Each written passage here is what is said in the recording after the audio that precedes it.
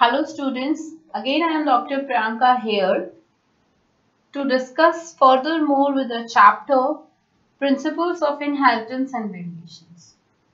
बच्चे, अब हमने लास्ट क्लास में Principles and Variations in Principles of Inheritance and Variations को अच्छी तरह समझ लिया है अब तक कि वेरिएशंस और इनहेरिटेंस कैसे एक दूसरे से इंटरलिंक्ड है, क्या होते हैं, क्या उनके सिद्धांत है. We are going to start with in the further on chapter, in the further on detailing of the chapters. Okay, तो अब बच्चे अगर मैं बात करती हूँ, हम लोग डिस्कस कर रहे थे मेंडल के बारे में, दैट कि मेंडल ने एक वास्ट सैम्पलिंग करी, स्टडी करी, और उस वास्ट स्टडी में बच्चे मेंडल ने एक आइडिया दिया, एक बेसिक थीम दिया.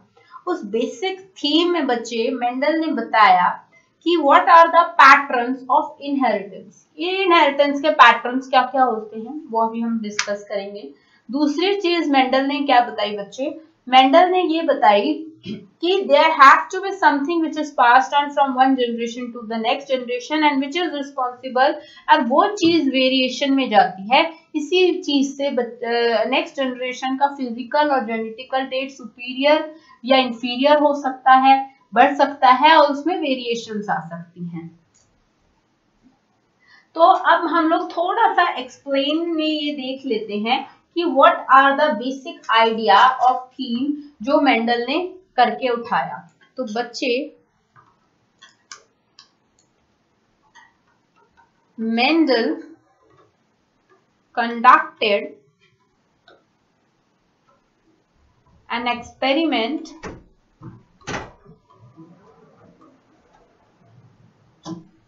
such that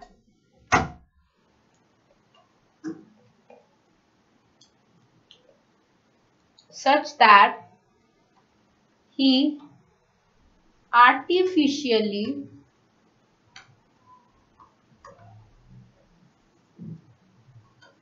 pollination, या you can say pollinated, या जिसको आप क्रॉस पॉलिनेशन भी बोल सकते हो,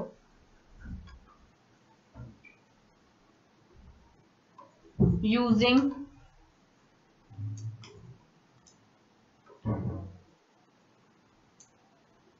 very large variety of true breeding pea lines. अब पी लाइन्स क्या होती हैं पहले उसको जान लेते हैं.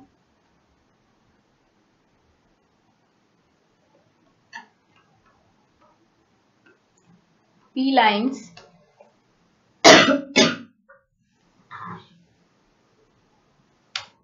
या you can also define it as like a true breeding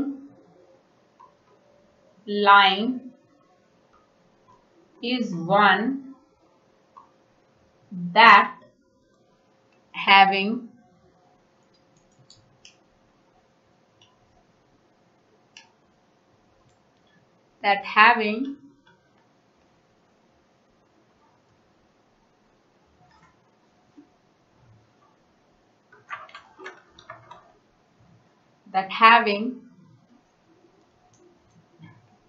or undergoes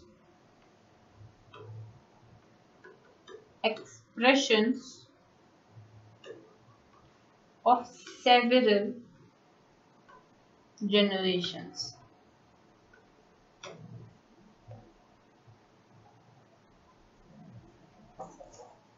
Yeah, you can say it as like you just rub this.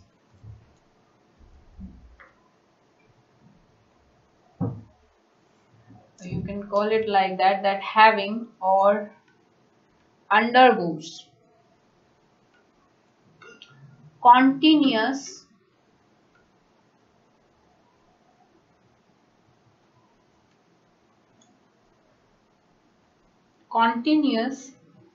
self-pollination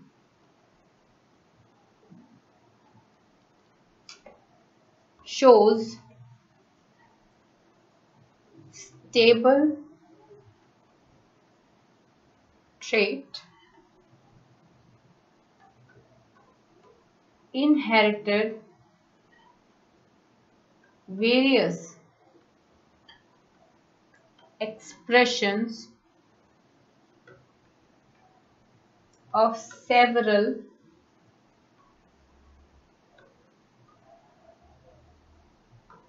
generations। अब क्या हुआ बच्चे, मेंडल ने जो अपना एक्सपेरिमेंट कंडक्ट किया उसमें उसने ये बताया, जैसे कि हम लोग पीछे देखते हैं, मेंडल ने जो अपना एक्सपेरिमेंट कंडक्ट किया था, Mendel conducted an experiment such that he artificially pollinated or cross-pollinated, he has artificially pollinated or cross-pollinated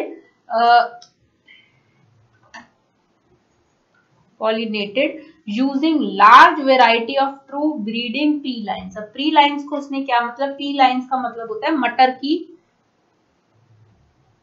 lines, plant एक तरह से कह लो, ठीक है। पी लाइन्स में मतलब उसने क्या पी लाइन्स में स्पेसिफिकली यहाँ पे how he is going to define pea lines, that pea lines a true breeding pea line is one that having और undergoes continuous self pollination show stable traits inherited various expression of several genes. अब देखो बहुत important है ये चीज समझना, एक mother है, एक फादर है, मदर है, ये मदर फादर के कैरेक्टर स्केच है। अब मदर के कैरेक्टर स्केच, अब ये फादर है, ये मदर है, ठीक है। जब इनके गेमेट्स की क्रॉस पॉलिंग होती है तब 50% यहां से आता है, 50% यहां से आता है और बनता है टी, ठीक है। अब अगर मैं इन 50-50% का कैरेक्टर को करने लगूंगी तो कभी फादर का डोमिनेट करता है, कभी मदर, या तो मदर का होगा या फादर का करूंगी। फिर अगर मैं ये सेल्फ जो भी वो बनेगा उसकी मैं फिर से एक सेल्फ पॉलिनेशन कराऊंगी, सेल्फ पॉलिनेशन मतलब खुद में अपनी ब्रीडिंग कराऊंगी, तो मेरे को एक ट्रू ब्रीडिंग लाइन्स, मतलब एक ट्रू ब्रीडिंग लाइन्स का मतलब होता है कि सेल्फ पॉलिनेशन करा करा के उस एक लाइन को ऐसा कर दिया है कि जो उसके अंदर अब जीन्स हैं वो ट्रू हो, ट्रू जीन्स एग्जिस्ट, मतलब कोई भी वेरिएशंस ना हो उन जीन्स में। अपनी सेवरल जनरेशंस के अंदर जो कारण से, जिस कारण से वेरिएशन भी आ गई हो वो अब ट्रू हो चुकी है। सेल्फ पॉलिनेशन मतलब कि वेरिएशंस आती हैं जब क्रॉस पॉलिनेशन की जाती है, तो क्रॉस पॉलिनेशन की वजह से जो कभी कभी वेरिएशंस आ जाती हैं प्लांट्स के अंदर, वो वेरिएशंस ना डेवलप हो और वो जो प्लांट हो वो एक सेल्फ ट्रू हो, कि मतलब जो उसके प्लांट जो उसके गैमेट्स हो उसमें सेम टाइप के गैमेट्स हो, सेम टाइप के, मतलब अगर टॉल है तो टॉल ही हो, ये नहीं कि टॉल भी और ड्राफ्ट भी और एक डोमिनेंट हो रहा हो और एक रिसेसिव हो रहा हो, ये हम लोग जैसे हमने 10th क्लास में पढ़ा था ऐसा कुछ ना हो, मतलब वो एक ही टाइप के हो, एक ही टाइप का कैरेक्टर शो हो रहा हो, हमने उसकी सेल्फ ब्रीडिंग इतनी बार कराई हुई हो ताकि मतलब एक जैसे पानी है, एक होता है बॉइल्ड पानी, एक होता है डिस्टिल्ड पानी। अब डिस्टिल्ड पानी में और बॉइल्ड पानी में क्या फर्क होता है बताओ बेटे? डिस्टिल्ड पानी वो पानी होता है जो कि स्टरलाइज फॉर्म होती है पानी की, मतलब ना मिनरल ना विटामिन ना कुछ भी उसके अंदर, ना सॉल्ट ना कुछ प्रेजेंट होता है। आप अगर पानी को बॉयल भी कर लेते हैं तो मतलब एटलीस्ट उसके माइक्रो ऑर्गेनिजम्स या बैक्टीरिया उसमें मर जाते हैं, बट ये नहीं है कि आप पानी के मिनरल्स जो उसमें एक्स्ट्रा मिनरल्स और सॉल्ट्स होते हैं वो खत्म हो जाते हैं, ऐसा कुछ नहीं होता। सो डिस्टिल्ड पानी हम लोग मेनी एक्सपेरिमेंट्स में, कार्बोरेटर्स में, इंडस्ट्रीज में यूज करते हैं for many of the reactions, but अगर मैं बात करती हूँ मतलब उसमें बिल्कुल प्योर पानी होता है, ठीक है। H2O जो हमारा पानी का फॉर्म है सिर्फ उसमें वो होता है, कोई मिनरल नहीं, कोई सब्सटेंस नहीं, कोई डर्ट नहीं, कोई भी पार्टिकल नहीं accept the H2 molecule. But अगर मैं बॉइल्ड पानी की कहूंगी तो उसमें मिनरल्स भी हो सकते हैं और इधर उधर का पार्टिकल भी हो सकता है, बट देयर आर दो both are the sterilized form. अब बेटे क्या होता है, अगर एक प्लांट है और क्रॉस पॉलिनेशन भी होती है उस प्लांट की, कई बार हो चुकी होती है, सेवरल जनरेशन से कुछ ना कुछ उसमें वेरिएशन आ जाते हैं। फिर अब मेंडल को कोई भी प्लांट से स्टार्ट करने के लिए उसको एक शुरुआती चाहिए होता। मतलब अगर हम अपनी पिछले से वो जनरेशन के पास चले जाएंगे, वो एंसेस्टर के पास चले जाएंगे जहां से हमारे उसकी शुरुआत हुई थी, मतलब उस आदमी के पास जहां से ये ह्यूमन बींग्स की शुरुआत हुई थी, या उस जीन या उस सेल के पास जहां से वो एक प्योर जीन था, ठीक है। फिर हम लोगों में वेरिएशन आते गए इतने वेरिएशन आते चले गए कि बहुत ज्यादा वेरिएशन आ गए, फिर कुछ बन गए, फिर और ज्यादा वेरिएशन आ गए, तो आज हम लोग फाइनली वेरिएंट प्रोडक्ट है, उससे बहुत ज्यादा हम लोगों में वेरिएशन होंगे। तो इसीलिए मेंडल को अपने एक्सपेरिमेंटेशन के लिए एक ऐसे पी लाइन की जरूरत थी जो कि एक ट्रू हो, जिसके पास एक ऐसे जीन्स हो जिसमें कोई भी वेरिएशन ना हो। मैं कह रही हूँ कि मदर है और फादर है, 50% मदर के आएंगे, 50% फादर के आएंगे। तो इसका मतलब बच्चे मैं ये कहने की कोशिश कर रही हूँ कि जो 50% फादर, मतलब दो कैरेक्टर होंगे, मदर के भी और फादर के भी, और दो कैरेक्टर में से सिर्फ एक ही कैरेक्टर डोमिनेंट होगा, लेकिन कैरेक्टर तो दोनों ही होंगे ना। अगर एक बच्चा सच बोलता है तो, और एक फादर है जो सच बोलते हैं, मदर है जो झूठ बोलती है, ठीक है। अब बच्चे में दोनों के कैरेक्टर हैं, ठीक है, बच्चा लेकिन झूठ बोलता है, और उसमें मदर के कैरेक्टर आ गए, फादर के सच बोलने वाले कैरेक्टर भी हैं, लेकिन डोमिनेंट कौन सी कर गए, वो झूठ बोलने वाले। फिर बच्चे ने वो सेल्फ, ऐसे ही पी प्लांट में दोनों कैरेक्टर्स हैं पेरेंट्स के। अगर एक प्लांट की टॉलनेस के ऊपर, टॉल के कैरेक्टर पे मैं क्वेश्चन उठाऊं, तो वो टॉल है, लेकिन उसमें ड्राफ्ट के कैरेक्टर भी होंगे ड्यू टू, क्योंकि उसमें थोड़ी सी वेरिएशन होंगे, और मदर के भी कैरेक्टर आए होंगे। तो मेंडल ये चाहता था कि ऐसा, मुझे एक ऐसी लाइंस चाहिए जो लाइंस के कैरेक्टर सेम हो, मतलब अगर टॉल हो तो वो टॉल ही कैरेक्टर हो, और अगर ड्राफ हो तो वो ड्राफ ही कैरेक्टर हो। दो जो जीन्स होंगे, जो दो उनके कैरेक्टर होंगे, जो मदर और फादर के आए होंगे, वो सेम होने चाहिए, मतलब टॉल टॉल, ड्राफ ड्राफ, ऐसे होने चाहिए। तो उनको उसने कराने के लिए कई बार उस पी प्लांट की, जिसको ट्रू ब्रीडिंग पी लाइन बोला है, सेल्फ पॉलिनेशन कराता चला गया, और जब बहुत बार उसने सेल्फ पॉलिनेशन कराई, मतलब उसने कहीं और ब्रीडिंग नहीं होनी थी, सेल्फ पॉलिनेशन कराता गया, और जैसे जैसे वो सेल्फ पॉलिनेशन कराता गया, वो गैमेट्स जो थे वो कहीं बाहर नहीं गए, कहीं वेरिएंट नहीं हुए, वो एक ही कैटेगरी के गैमेट्स हम लोगों को मिल गए, या तो टॉल है या तो ड्राफ है, कोई भी मिक्सचर नहीं है, कोई भी इन हाइब्रिड मिक्सचर हम लोगों को। फिर उसने उस ट्रू ब्रीडिंग लाइंस के साथ एक्सपेरिमेंट्स कराया, ठीक है, ठीक है। कहाँ थे हम, हाँ, सेवरल जनरेशंस, इसी से आगे से कंटिन्यू करेंगे एक line, Mendel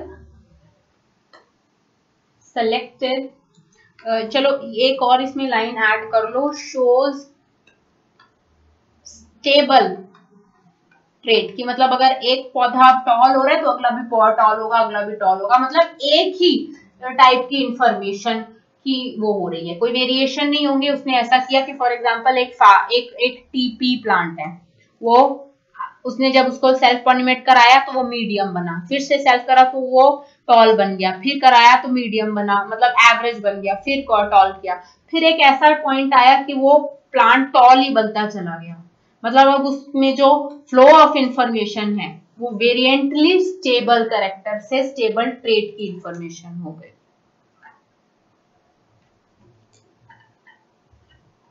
stable trait inheritance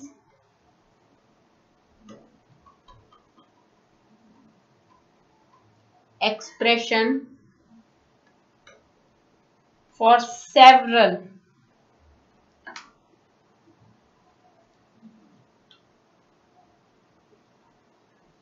ठीक है, stable inherited expression. For that Mendel selected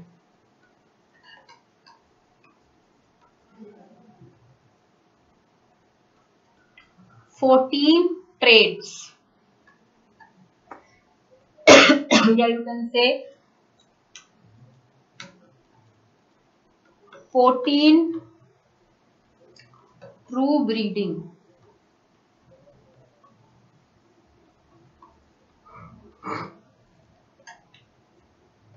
felines plant की varieties as pairs which were similar except for one contrasting। अब एक और उसने मजे की चीज करी कि जब उसने ये 14 सेलेक्टेड पी लाइन्स करी, इनमें क्या हुआ बच्चे, ये बाकी सारी सिमिलर थी, अगर टॉल है तो टॉल है, हाइट है तो हाइट है, लेकिन उसने 14 एक ऐसी करी कि उनमें सिर्फ एक कैरेक्टर अलग कॉन्ट्रास्टिंग में होगा और बाकी सारे कैरेक्टर सेम होंगे। अगर उसका हाइट की बात करें तो हाइट एक की टॉल होगी, एक की मीडियम हो सकती है, या बाकी सबकी हाइट टॉल होगी, फिर उनके फ्लावर में कलर चेंज आ जाएगा। एक उसने ऐसा करेक्टर लिया जिसमें सीड का कॉन्ट्रास्टिंग करेक्टर आ रहा है, एक उसने ऐसा लिया जिसमें फ्लावर्स का कॉन्ट्रास्टिंग करेक्टर आ रहा है, कलर का कॉन्ट्रास्टिंग करेक्टर आ रहा है। सिवाय एक कॉन्ट्रास्टिंग ट्रेट के बाकी सारे जो भी कैरेक्टर होंगे वो कैरेक्टर सारे सेम होंगे। उसने 14 टाइप की ब्रीडिंग पी ऐसे सेलेक्ट की, ठीक है, बाकी सारी उसने 14 ब्रीड की ऐसे सेलेक्ट की।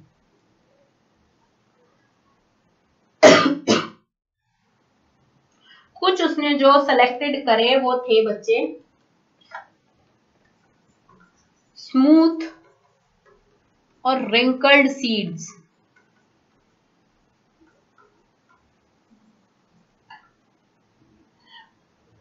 स्मूथ और रिंकल्ड सीड्स। कुछ उसने सीड के कलर पे कर दिए, येलो, ग्रीन। फिर कुछ उसने पॉड्स पे कर दिए, ठीक है, स्मूथ और इन्फ्लेटेड, ठीक है, येलो कलर भी ले ली उसने, येलो रेड, ठीक है। फिर उसने कुछ हाइट पे ले लिए, ड्रॉप टॉल हाइट और ड्रॉप, दो ही अपोजिंग कैरेक्टर उसने लिए। एवरेज जैसी उसने फिलहाल ऐसी कोई चीज नहीं रखी थी। तो कॉन्ट्रास्टिंग ट्रेड पे जिसकी बनाई उसने, हम एक टेबल फॉर्म करेंगे उसकी।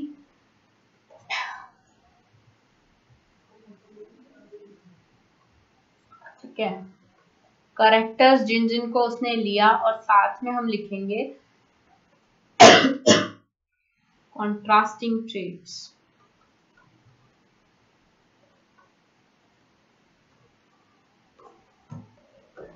एक उसने बच्चे लिए टॉल और ड्रॉप के दो अपोजिंग कैरेक्टर, स्टेम हाइट को लिया उसने, ओके। एक उसने लिया वॉयलेट और व्हाइट कलर का, जो कि बच्चे उसने लिया फ्लावर कलर पे। एक उसने लिया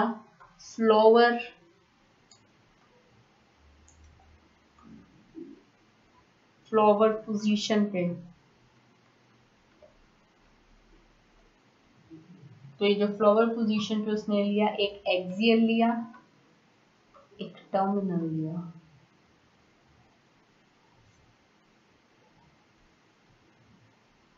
दूसरा किया उसने pod shape,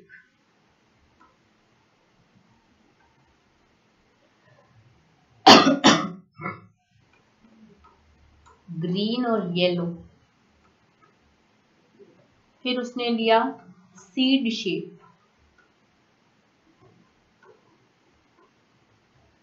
round and wrinkled. फिर एक और इसके नीचे टेबल में नीचे नहीं बनाना चाह रही, एक उसने लिया बच्चे सीड कलर पे, येलो और ग्रीन। 1 2 3 4 5 1 2 3 4 5 6। ठीक है, सीड कलर येलो और ग्रीन।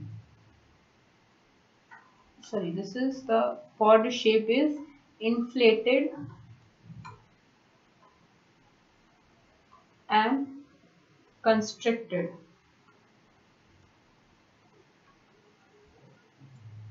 ठीक है, एक 7वां करेक्टर उसने लिया pod colour, that is yellow और ग्रीन। सो 7 डिफरेंट ट्रेट लिए उसने। इस स्टेम हाइट के जो उसने ट्रू ब्रीडिंग्स की, इनमें ये हाइट का करेक्टर अपोजिंग था, बाकी सारे करेक्टर सेम थे। इसमें फ्लावर वाले में जो भी उसने लिया, जैसे ये फ्लावर वाला लिया, इसमें बच्चे उसके वॉयलेट और इसका फ्लावर कलर जो था वो ही अपोजिट था, बाकी सारे टॉल वॉल के सारे फीचर्स सेम थे।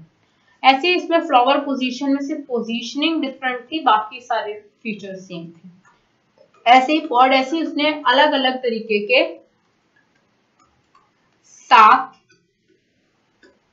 लिए। ठीक है, अब हम लोग शुरू करते हैं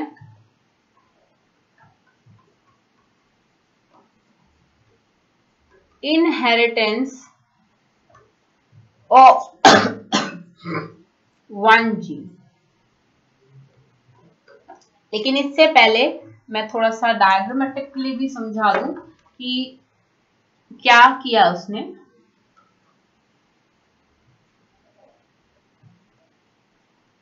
बेटे डायग्रामेटिकली में अगर उसने कैरेक्टर्स की बात करी जाए तो एक डोमिनेंट, 2 वर्ड समझा देती हूँ। कैरेक्टर तो हम लोगों ने एक टेबल बनाए ही लिए। एक बोलते हैं डोमिनेंट, अभी हम पढ़ेंगे प्रिंसिपल ऑफ डोमिनेंसी। एक बोलते हैं रिसेसिव। 10th क्लास में भी तुम लोगों ने इस पे थोड़ा सा समझा होगा, उसके बारे में थोड़ा सा जानते हैं। बच्चे डोमिनेंट का मतलब होता है एक ऐसा चीज, अब जैसे कभी कभी आपके फ्रेंड्स होते हैं, ठीक है, 2 लड़कियां होती हैं, 2 बहुत अच्छी बेस्ट फ्रेंड है, लेकिन एक सब कहते हैं यार तू बड़ी डोमिनेंट है, यार तू इतनी डोमिनेंट क्यों है। क्या होता है वो डोमिनेंट का मतलब तू क्यों है इतनी डोमिनेंट, क्या है वो डोमिनेंट। डोमिनेंट का मतलब ये है कि अपने से ऊपर किसी को आने ना देना, ये कैरेक्टर। ठीक है, अपने से ऊपर किसी को आने ना देने का ये कैरेक्टर का होता है, उसको बोलते हैं डोमिनेंसी। कि मतलब अगर मैं फॉर एग्जांपल अगर 2 किसी बात पे लड़ाई हो रही है, ठीक है, अगर मैं ये कह रही हूं कि नहीं ये चीज ऐसी है और आप कह रहे हो नहीं मैडम ये चीज ऐसी है, तो आप भी उस पर बहस कर रहे हो, मैं भी उस पर बहस कर रही हूँ। अब जिसमें ज्यादा कैपेबिलिटी होगी अपनी बात को एक्सप्रेस और प्रूव करने की, चाहे मेरी बात गलत भी हो, ठीक है, लेकिन मैं आपको आगे ना आने दे रही हूं, उस चीज को बोल देते हैं डोमिनेंट।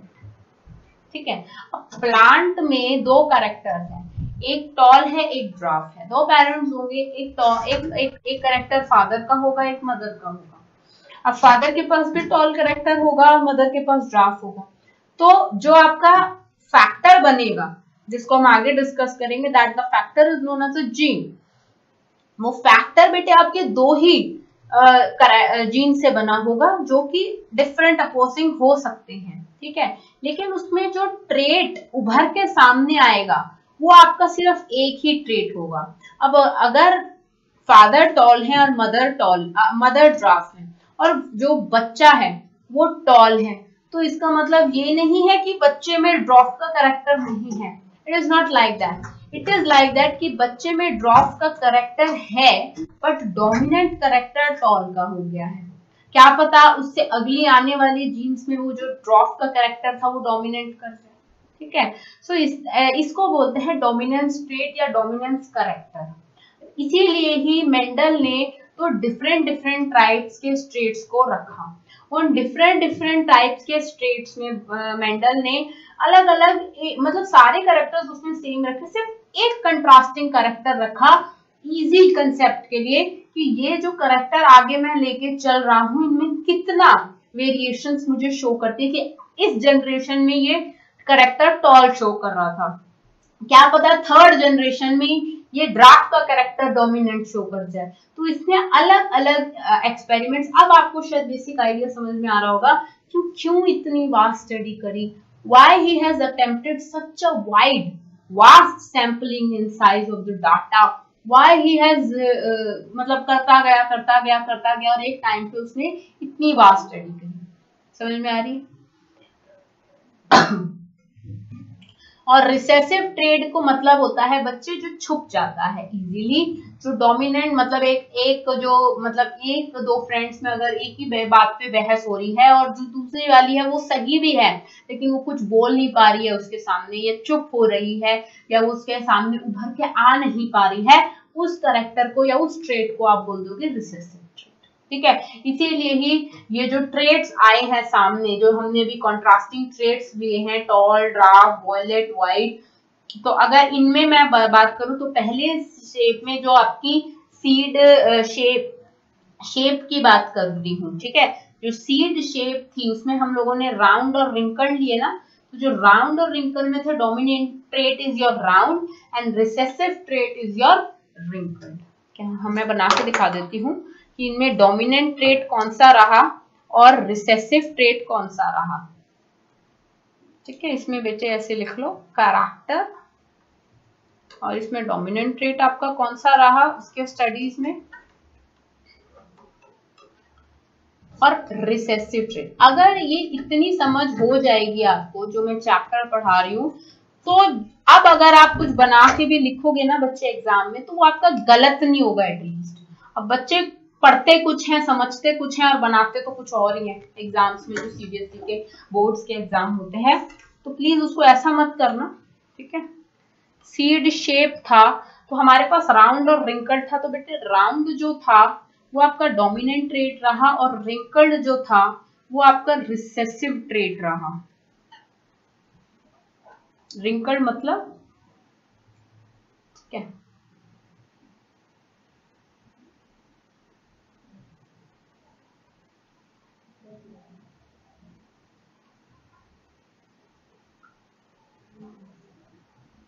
Like that. ठीक है, ये हो गया सीड शेप। मैं पहले कैरेक्टर्स लिख लेती हूँ। Seed shape, seed colour, flower colour, pod shape,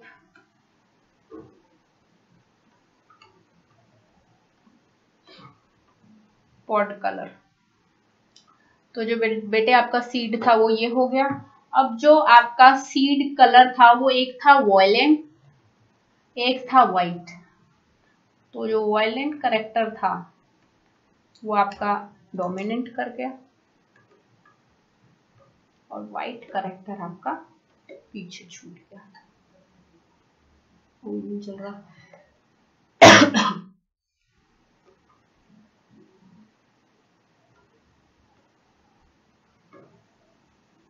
शायद आपको थोड़ा सा दिख रहा होगा। Do the markings too. Biology में बोर्ड के एग्जाम्स में जितना ज्यादा डायग्राम पे ध्यान दोगे उतने ज्यादा नंबर आपको। ठीक है, now next is your flower colour. ठीक है, flower colour sorry seed colour, sorry seed colour की बात होगी, ये तो फ्लावर कलर आ गया, मैं ये सीड कलर नीचे लिख देती हूँ, उल्टा हो गया। तो आपका सीड कलर था येलो और ग्रीन, तो डोमिनेंट इज योर येलो और ग्रीन इज योर रिसेसिव। या मैं दोबारा बना ही लेती हूँ, डोंट कंफ्यूज दिस। ठीक है, येलो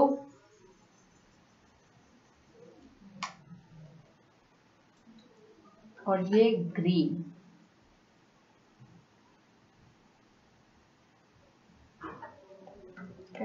येलो और ये। ठीक है, फिर आपका next flower colour that is violet.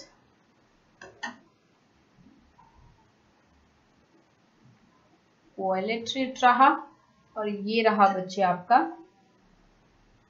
जो भी पेटल शेप बनाना चाहते हो। ये आपको मैं बनवा रही हूं,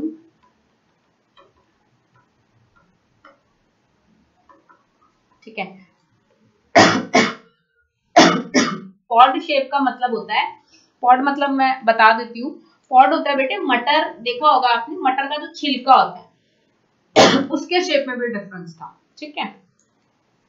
तो एक था पॉड शेप फुल और एक था कंस्ट्रिक्टेड। तो फुल का मतलब फैला हुआ,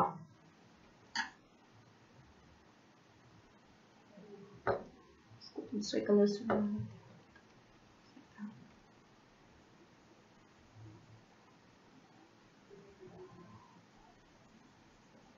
ठीक है बच्चे। वो पॉड शेप पता है ना, वो दो खुलते हैं मटर के ऊपर का।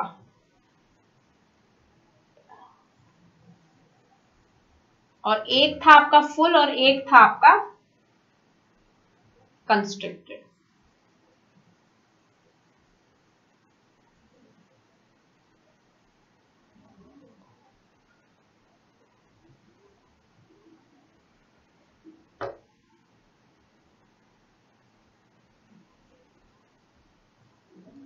एक आपका है बेटे कंस्ट्रक्टेड। देखो ये डायग्राम, कंस्ट्रक्टेड मतलब होता है सुकड़ा हुआ, ठीक है। एक है बच्चे आपका पॉड कलर, एक था ग्रीन कलर का, और एक था बच्चे आपका येलो कलर का। इसमें शेप इनकी दोनों की सेम थी, कलर पे आ रहा है कॉन्ट्रास्टिंग करेक्टर, समझ में आ रहा है, इस पे कलर पे आ रहा है, शेप दोनों की सेम थी, ठीक है। नेक्स्ट 6th कैरेक्टर आप ले सकते हो, पोजीशन ऑफ फ्लावर, जो हमने लिया था। एक था टर्मिनल और एक था एक्सियल। एक तो था इसमें बेटे जो एक्सियल है,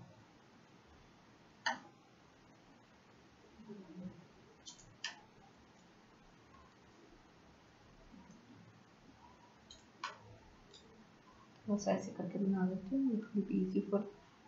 ये आपके एक्सियल हो गए,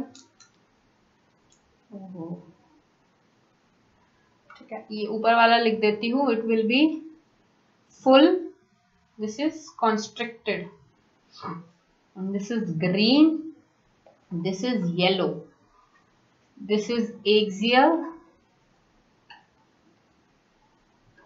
दिस इज बच्चे टर्मिनल।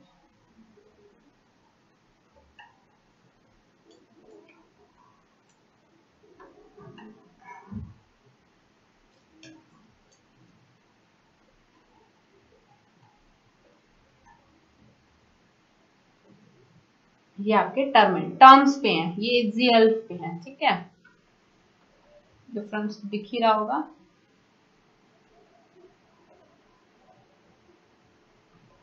और नेक्स्ट आपका लास्ट कैरेक्टर रहता है स्टेम हाइट। एक जो आपका प्लांट होगा बच्चे वो टॉल होगा और एक ड्रॉप होगा, ठीक है। एक टॉल डोमिनेंट रहेगा और ड्राफ्ट रिसेसिव रहेगा।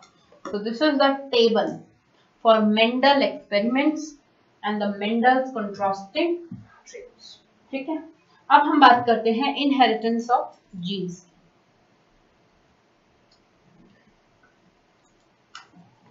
अब इनहेरिटेंस ऑफ जीन्स की बात कर रहे हैं, तब उसने मेंडल ने क्या किया, अब वो जो फैक्टर्स ट्रांसफर हो रहे थे उनको नाम दे दिया जीन्स, ठीक है, उनको नाम दे दिया जीन्स। अब क्या किया मेंडल ने, एक टॉल और एक ड्राफ कैरेक्टर के, टॉल और कैरेक्टर के प्लांट को स्टडी किया। How he came to the conclusion about the genes, study किया, और उसने स्टडी कैसे किया, he collected seeds produced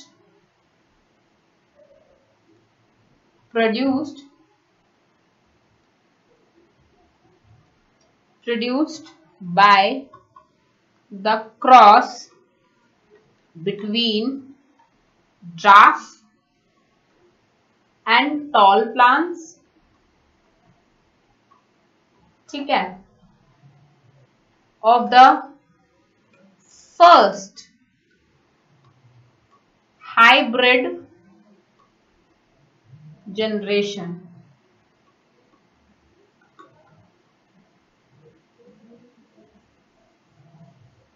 of the first hybrid generation, and इस जनरेशन को उसने, जो कि फर्स्ट हाइब्रिड जनरेशन थी, इस जनरेशन को उसने बोल दिया filial progeny.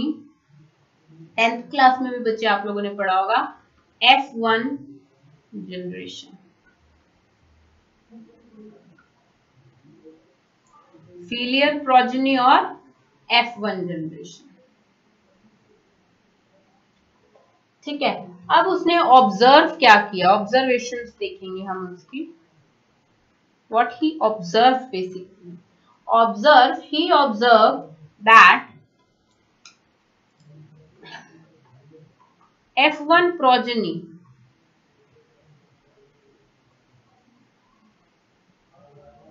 plants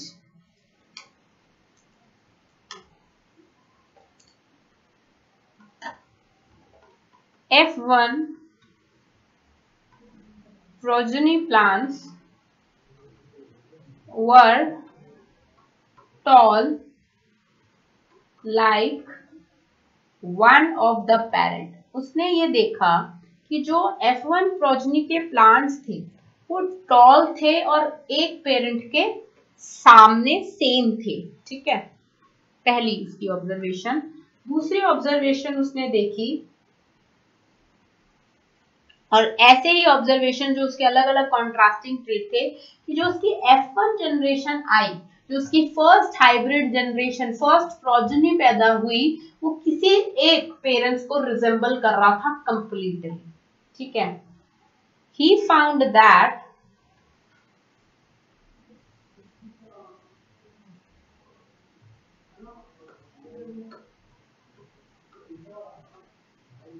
F1 resembled either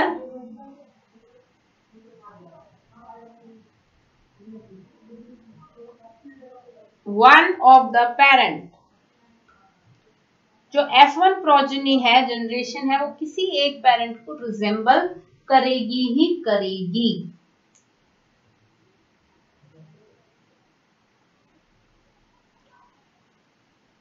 तीसरा उसका पोस्टुलेट बच्चे,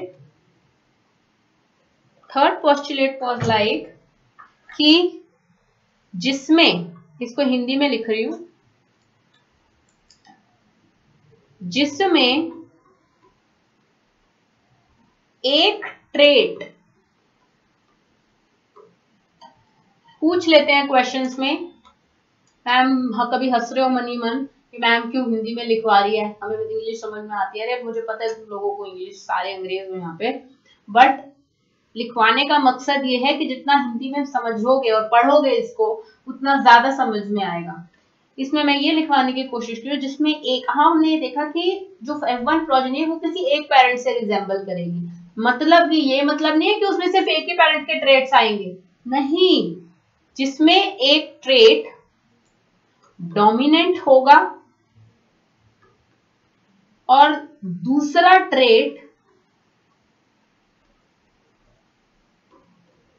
रिसेसिव होगा। 10th क्लास में भी करा था, बच्चों की तरह समझा रही हूं, गलत मत कराना बोर्ड्स में। मदर और फादर या पेरेंट लिख सकते हो, बना रहे हैं कॉम्बिनेशन, दो इनके हैं, दो इनके हैं और दो बन गए, ठीक है। मतलब अगर ये टॉल है तो ये है, तो इसमें दो तरीके के ट्रेट हो गए। अब इसमें टॉल ट्रेट बेटा, टॉल ट्रेट जो बेटा होगा वो डोमिनेंट होगा, और जो छोटा टी है जो ड्राफ्ट ट्रेट होगा वो रिसेसिव होगा।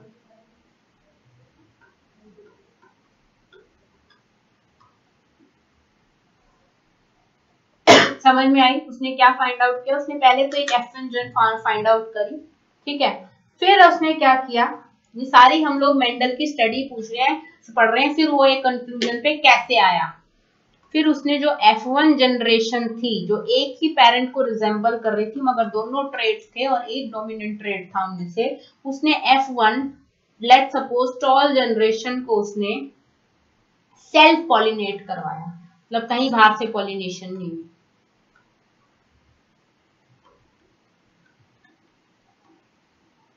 ठीक है, टॉल जनरेशन, या इसमें लिख सकते हो F1 जनरेशन, ये थोड़ा सा चटकीला कलर हो गया, तो हो गया मैम आपकी, इट इज लाइक दैट। ठीक है, F1 जनरेशन को जो कि टॉल जनरेशन थी उसने सेल्फ पॉलिनेट कराया।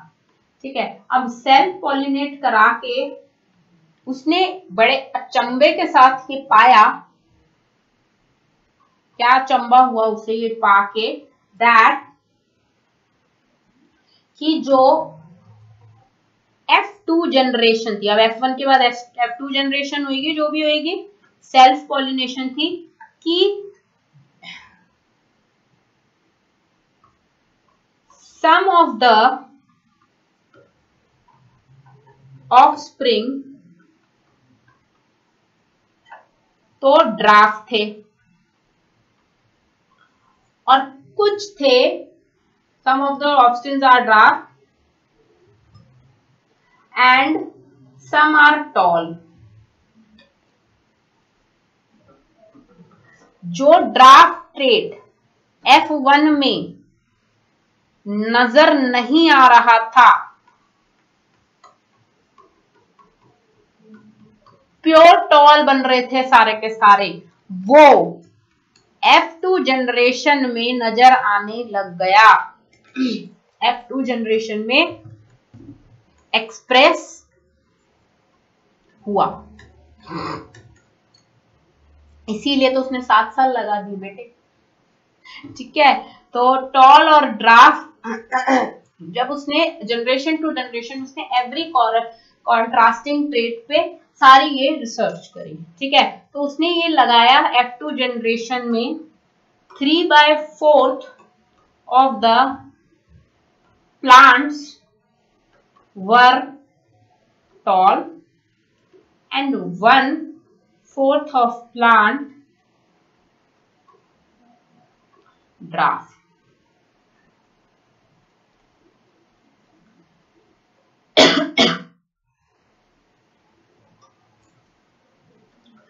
अब उसने एक चीज और पोस्टुलेट बनाई जो कि बहुत बहुत बहुत बहुत बहुत बहुत इंपॉर्टेंट है, very very very very very very very important है, कि जो उसने ये 3/4 प्लांट टॉल ट्रेट दिखा F2 जनरेशन में, वो प्योर था, प्योर मतलब प्योरली रिजेंबल कर रहा था फ्रॉम द डोमिनेंट पेरेंट, मतलब जो पेरेंट टॉल था उसी पेरेंट से प्योर उसी हाइट का था। मतलब अगर डोमिनेंट प्लांट की हाइट 3 फुट थी या 3 सेंटीमीटर थी, तो जो टॉल कैरेक्टर यहाँ था वो भी 3 सेंटीमीटर का ही था। ठीक है, और जो ड्राफ्ट कैरेक्टर हो रहा था वो भी एग्जैक्ट उसी हाइट का था, उसी हाइट का था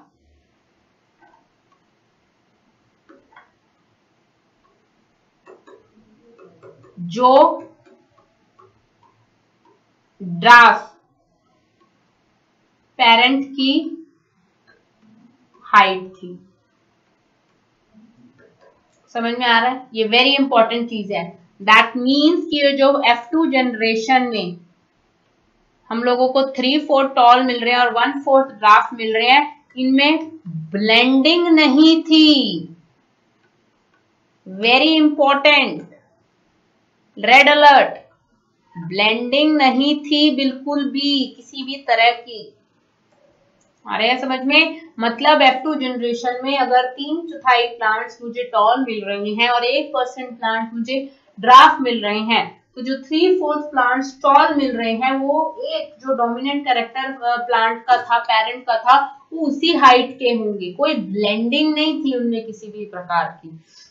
और अगर मैं ड्रॉफ की बात कर रही हूँ तो ड्रॉफ भी वो उसी हाइट के होंगे जो कि वन ऑफ द पेरेंट में वो कैरेक्टर था। ठीक है, अब ब्लेंडिंग को कैसे इन लोगों ने बताया है, वेरी इंपॉर्टेंट है बच्चे, ये ब्लेंडिंग का कॉन्सेप्ट हम आगे पढ़ेंगे। Blending that is all offspring are either tall according to the parent height or dwarf. None of the offspring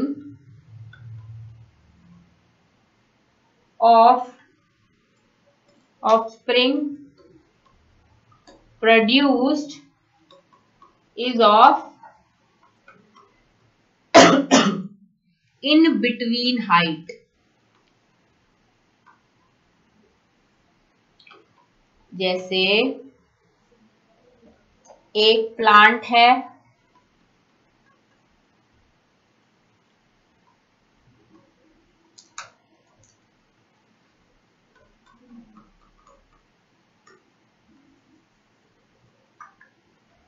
ये लेट अस सपोज फादर, ये mother. Let us suppose, father mother ऐसे होता नहीं है बट लेट्स सपोज, ठीक है। तो ये बेटे है टॉल, हाइट से देख के लग रहा होगा। लेट सपोज इसकी हाइट 4 सेंटीमीटर है, इसकी हाइट 210 सेंटीमीटर है, तो मैंने इसको बोल दिया ड्राफ्ट। अब मैंने इसकी F1 जनरेशन कराई, ठीक है। तो F1 जनरेशन में मुझे एक प्लांट मिला,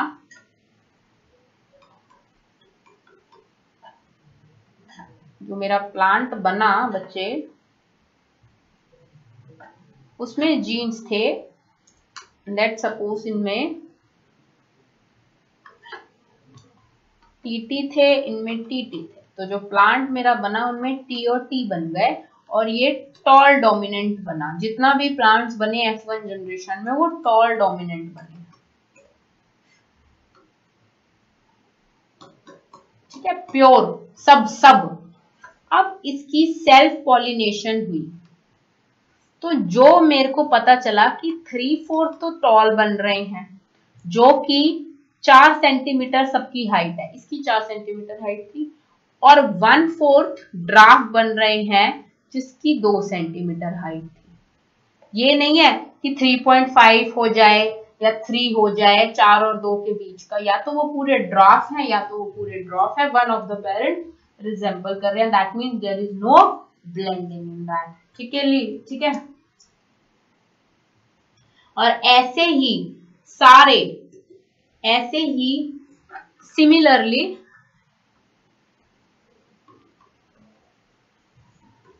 he observed traits, या he observed every traits with 2 generations and found out the same results, और सेम रिजल्ट्स उसने पाए। ठीक है, ठीक है। तो उसने जो प्रोपोर्शंस उसको मिली mathematically,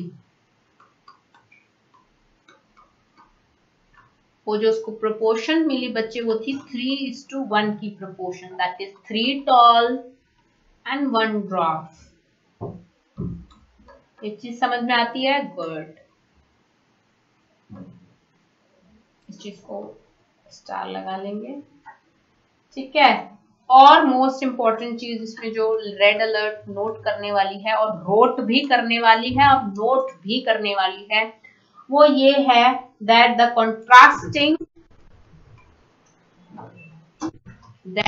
contrasting trait did not showed any blend at either, very important, this one is very important, F1 और F2 generation. ना ही F1 में ना ही F2 में there has to be no blending with it. ठीक है, मतलब अगर F1 जनरेशन में प्लांट हाइट जो बन रही है जिसे मैं टॉल कह रही हूँ वो 4 सेंटीमीटर ही होगी, उससे कम नहीं होगी. एंड अगर मैं ड्राफ्ट की बात कर रही हूँ तो प्लांट हाइट 2 सेंटीमीटर ही होगी, इन बिटवीन 3.5 नहीं होगी, या तो इट इज 4 या तो it is 2, that is tall या तो इट इज ड्राफ्ट. ठीक है, so this is how he concluded that in the 2 generation there is no blending and the proportion, the mathematically logic that he gave was 3:1 का ratio, 3 में 3 toll थे और 1 draft थे.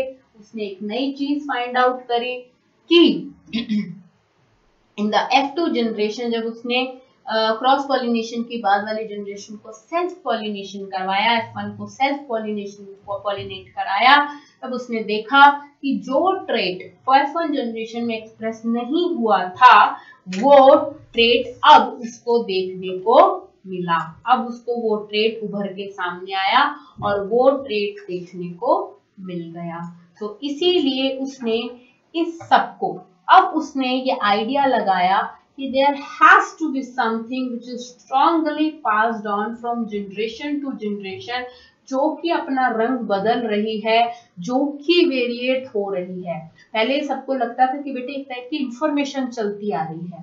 अब उसने कहा कि ये जो इंफॉर्मेशन कट रही है, कभी ड्राफ्ट शो हो रहा है, कभी टॉल शो हो रहा है, इतने रेशियो में फर्स्ट जनरेशन में ऐसे हो रहा है, सेकंड में ऐसे हो रहा है. तो अब उन लोगों ने, अब उसके दिमाग में घंटी बजी, इसने मिंटॉस फ्रेश खाई और उसको ये पता चला कि नाउ की जो इंफॉर्मेशन है, ये जो वेरिएंट हो रही है, ये किसी चीज से पास ऑन हो रही है जनरेशन टू जनरेशन, किसी वजह से है, किसी वजह से ये इंफॉर्मेशन के ट्रेट ऐसे आ रहे हैं. And then he concluded that factor which is responsible for the variation of trait and termed it as a gene. फिर उसने इस फैक्टर को बोल दिया जीन. तो how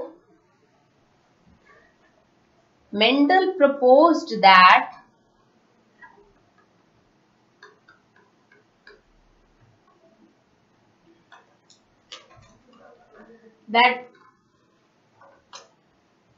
something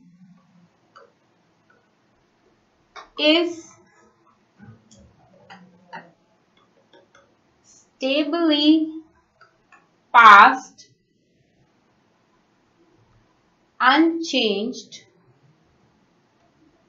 from one generation, you can say parent, to offspring through gametes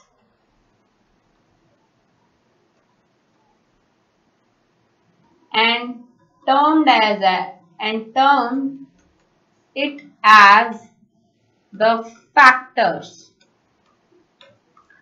factors बोला और now हम इनको बोलते हैं, now it is called it as genes. Red alert rote and learn thoroughly कि एक चीज स्टेबली पास हो रही है from one generation to next generation, and ये जो चीज स्टेबली पास हो रही है एक जनरेशन से दूसरी जनरेशन के बीच में, ये गेमेट्स के थ्रू पास ऑन हो रही है.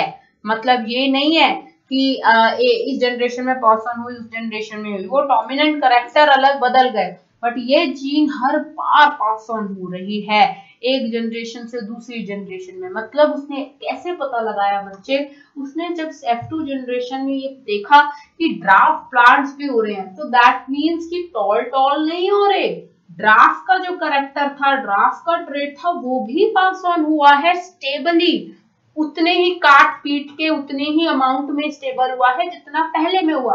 अब वो रिसेसिव अमाउंट में ज्यादा ट्रेड टॉल हुआ, लेकिन दूसरी वाली में ड्राफ्ट भी आपका करेक्टर शो करने लग गया, तब उसने इस कंक्लूजन को करा that it is the genes which are responsible for the inheritance characters of the living organism, or he had defined genes like that genes is the units of inheritance containing the information required to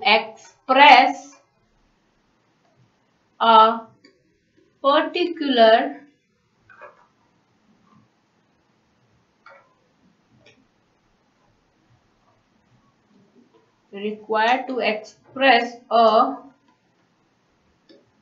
particular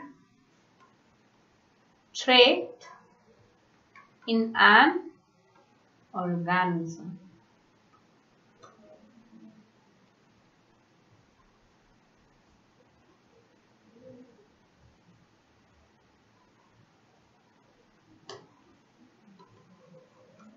So gene is the unit of inheritance containing the information required to express a particular trait in living organism. अगर वो toll है plant, अगर वो ड्राफ है, तो वो किसकी वजह से है, किसके डोमिनेंस या रिसेसिवनेस की वजह से है, that is because of the genes which is continuously and stably being passed from one generation to the another.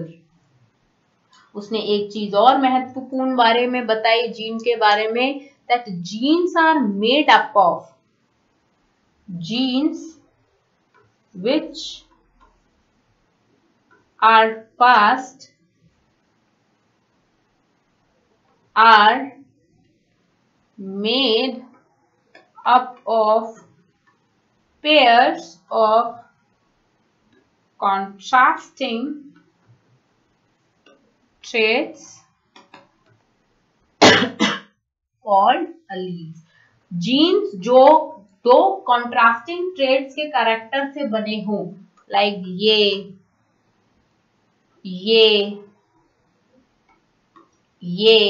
मतलब इसमें दो कैरेक्टर्स हैं, एक तो टॉल है, एक ड्राफ है, एक राउंड है, एक रिंकल्ड है, एक येलो है, एक ग्रीन है, दो टाइप के कॉन्ट्रास्टिंग से, उन जीन्स को मैं डिफाइन कर दूंगी अलील्स के नाम से। किसके नाम से? अलील्स। उन जीन्स में, मतलब जीन्स आपके देखो बच्चे दो हो सकते हैं, जीन्स आपके ये भी हो सकते हैं और ये भी हो सकते हैं, बट इनको तो मैं जीन्स ही बोलूंगी, या इनको तो उसने प्योर जीन्स के नाम से बोला है, बट इन जीन्स में जिनमें दो कॉन्ट्रास्टिंग कैरेक्टर्स होंगे, ठीक है, दो जीन्स होंगे जिनके कॉन्ट्रास्टिंग कैरेक्टर होंगे, उनको मैं बोल दूंगी alleles. Okay, so till now we have discussed alleles, genes, contrasting character traits, and after contrasting characters, ड्राफिज्म, tall heights, उनके मेंडल की थ्योरी, मेंडल के experiments, and now we are going to discuss the next monohybrid and how to make the Punnett square and the dihybrid cross in the next session. Until now, keep revising, revising the NCERT, which is very important because you're going to summarize your answer for the question you're going to write in your CBSE board. It is basically and strictly आपका NCERT से होना चाहिए. So you have to revise and mug it up all the basics things and the concept from the NCERT. That's why I asked you, I want you to prefer only the NCERT strictly for your CBSE exam. Thank you and keep revising.